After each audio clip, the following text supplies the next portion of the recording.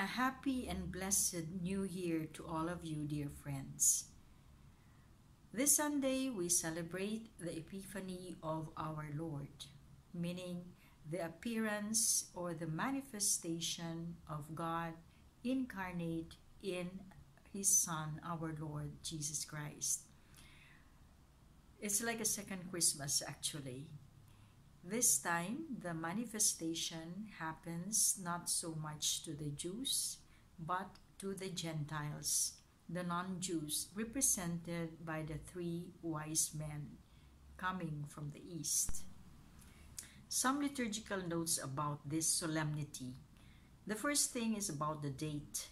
So, you will notice in some countries, this solemnity is still celebrated on January 6. Because that is the traditional counting of the 12 days of Christmas, meaning you count from December 25 plus 12 days, January 6. So it's like a second Christmas to some.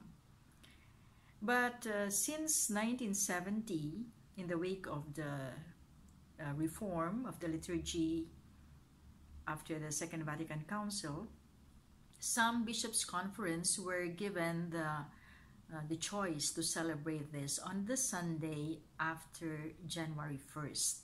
So here in Hong Kong, in the Philippines, and in many countries, we celebrate this solemnity of the Epiphany on the first Sunday of the year, if January 1st does not fall on a Sunday. The second liturgical note is the nature of this celebration as taken from the scriptures. You will hear, for those who pray the Liturgy of the Hours, the second Vespers that will be tomorrow afternoon, the appearance or the manifestation of the Lord does not only concern the manifestation or the appearance to the Magi. There are three biblical texts associated to the appearance or to the Epiphany.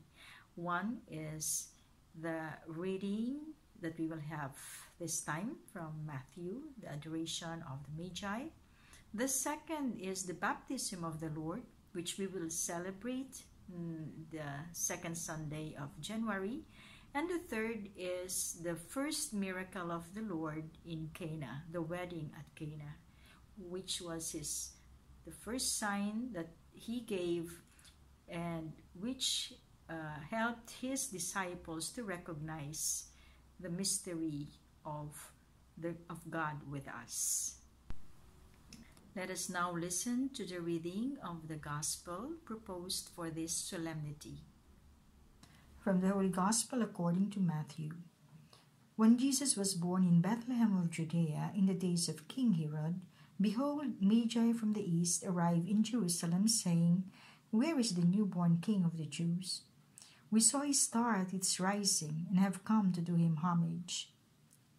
When King Herod heard this, he was greatly troubled, and all Jerusalem with him.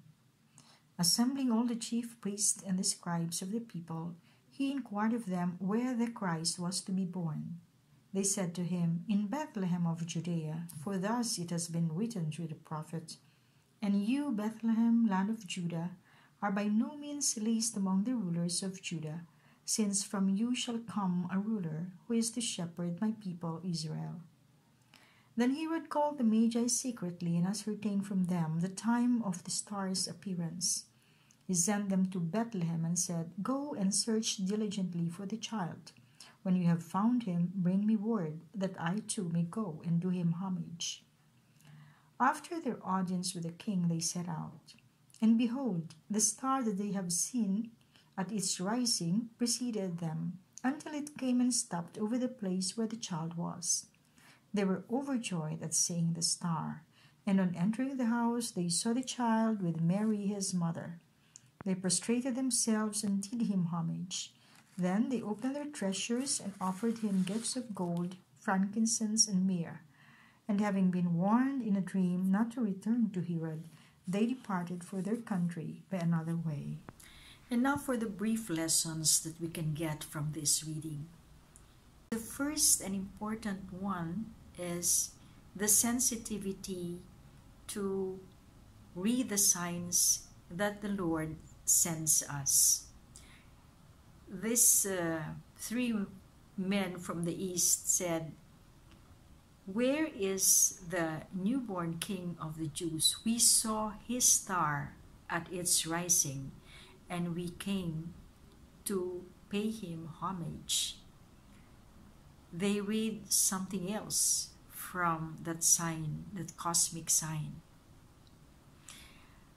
I guess we also believe that God sends us signs along the way in our life's journey to manifest His presence, His journeying with us, His accompanying us along the way. But sometimes we are not that sensitive. So this is the invitation, the call to be sensitive to the signs that God gives us. The second is more important maybe than the first, because it calls us to go out of our way, to search, to journey, just like these three wise men. Actually, when they search for the meaning of the sign that they received, they got some help from the chief priests and the scribes. The experts of the law know how to read the signs. They know the possible meaning, but they were not ready to go out of their way, to search and to leave everything behind, to look for that promised Messiah. The Magi were ready to detach and to go out of their way. And this makes a lot of difference. And the third point is actually that the readiness to go out, search, and to adore, to pay homage. Pope Francis, in his homily on the Solemnity of the Epiphany last year, said, "Those who are not able to adore God end up adoring themselves or adoring other gods, other idols." Paying homage to God, recognizing His presence in our lives. So let us learn the lesson from the Magi, their gift to us in this celebration of the Epiphany. The mission of searching and being sensitive to the call of the Lord. In the end, maybe it's not really we who need to search, because God is already calling us. He has called us first. He has called us to be sensitive to that voice of love. And it is up to us to grow and mature during this life's journey to recognize that call, the call to be united with our God. Allow me to end with a short composition, a musical composition, with the words from one of my favorite poets, T.S. Eliot. These are the few lines from the last of the four quartets, Little Gidding, the last part of the poem. It says that we are all searchers and explorers like the Magi. And the end of all our exploring is actually to arrive where we started and recognize that call, the voice of love.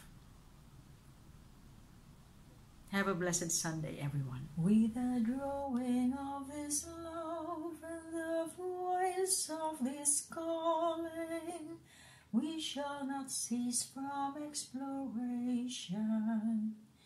And the end of all our exploring will be to arrive where we started and know the place for the first time.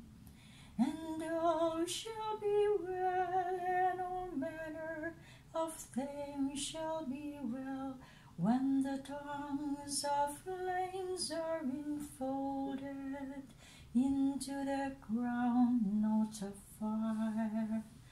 And all shall be well, and all manner of things shall be well, when the tongues of flames are enfolded into the ground, not of fire. And the fire